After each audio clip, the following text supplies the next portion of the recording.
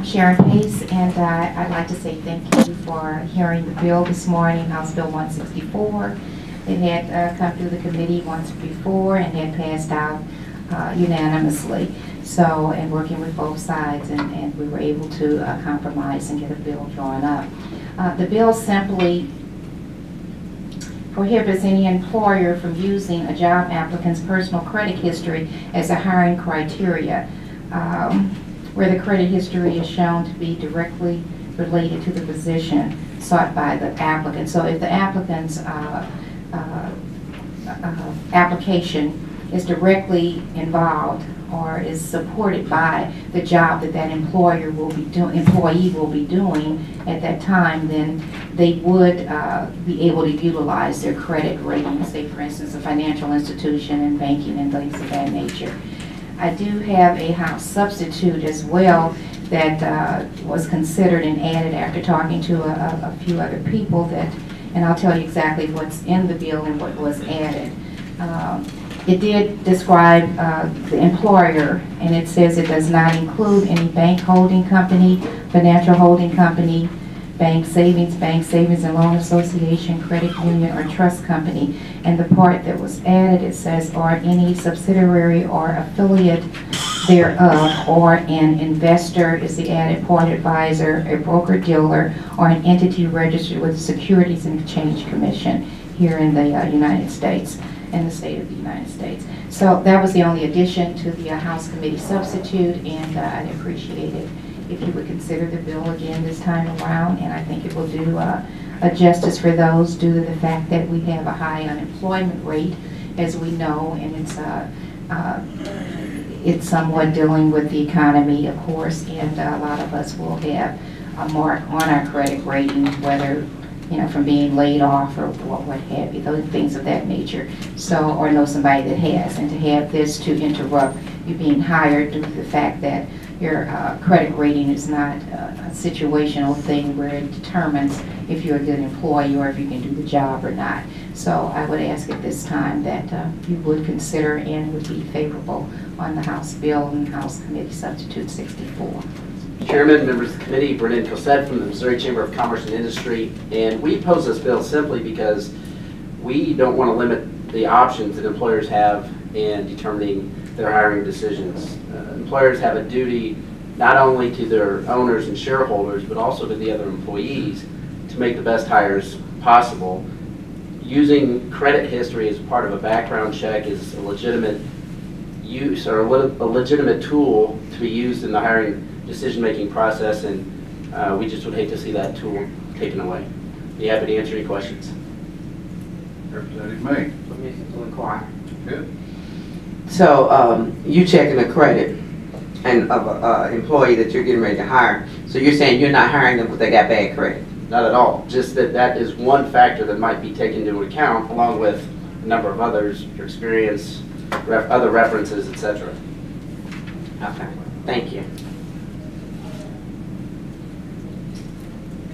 Representative Swan. Permission to inquire. Go ahead. Thank you. Mr. Cossette, would you be more favorable toward this if it would be amended to include all employees who deal with accounts receivable functions and those who have ability to access inventory? Well, again, it's more of a tool that it doesn't necessarily reflect. Poor credit history doesn't necessarily just indicate that you might be more likely to commit financial exploitation or not. It's also a tool that can be used to determine poor decision making, lack of responsibility potentially of somebody in the past, and so we really don't want to see it limited necessarily to jobs of one ilk, jobs that handle money or jobs that are managers, etc. But we'd like to have it more broad-based so that, like I said, employers can use this tool for in any manner that they seem fit. Thank you. Thank you, Mr. Chair. Representative Hampton. To inquire. Good. Gentlemen, I think you would probably agree there's probably numerous reasons for poor credit history. For instance, medical bills, uncontrollable, the breakup of a marriage, and bankruptcy involved in one thing or another. So do you see an opportunity to set aside different things that would be not detrimental? Well, yes, I completely agree that there are a lot of different reasons why you might have poor credit. And again, they shouldn't necessarily be determinative of whether or not you hire somebody or not. But the Fair Credit Reporting Act already mandates that if you use credit history as a reason for not hiring somebody, you have to tell them that, and you also have to give them a copy of their credit report. So that should be a vehicle for anybody to explain away as much as possible their history if it comes into play for not being hired by an employer. Thank you. Representative May, Permission to inquire. go ahead. So do you think business is honestly going to tell somebody, I use your credit as not hiring, for a reason not hiring you, when they know that they have to tell them that? They'll say it's some other reason.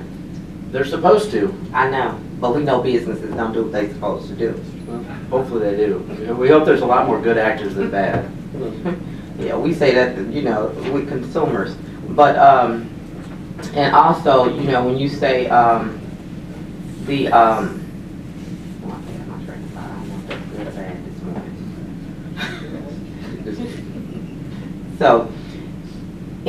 So you think that in determining a person's ability to do the job, their credit report should be a factor if they're doing other things other than handling money or finances?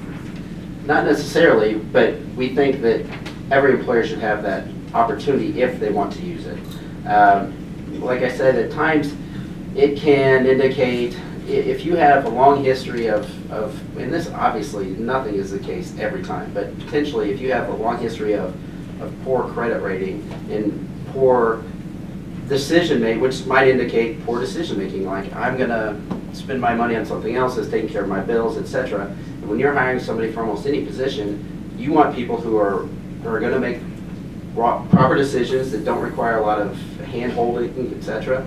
And this might be one factor, just one factor that an employer might use.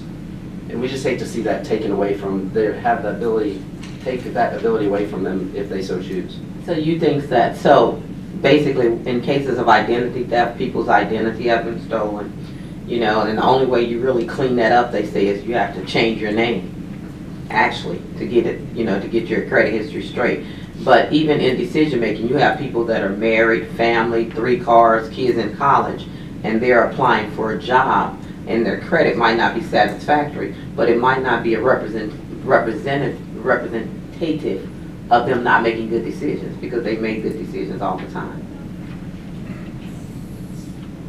Yeah, I mean, that is clearly happens quite a bit, especially identity theft. Can wipe out somebody who has a perfect credit score and make them look like they've never paid a bill in their life. But again, it should just be one factor that's taken into account. And in the case of identity theft, I would hope that the employee or the potential employee would take the time to say, you know, hey, I had identity theft. This has been a problem in the past. If you happen to check my credit history, this is why it's so out of whack. And again, in line with the Fair Credit Reporting Act, the employer should be telling that employee, hey, we're interested in you, but your credit history is the camel, or the straw that broke the camel's back for why we're not going to hire you. And then hopefully that employee could then explain that away.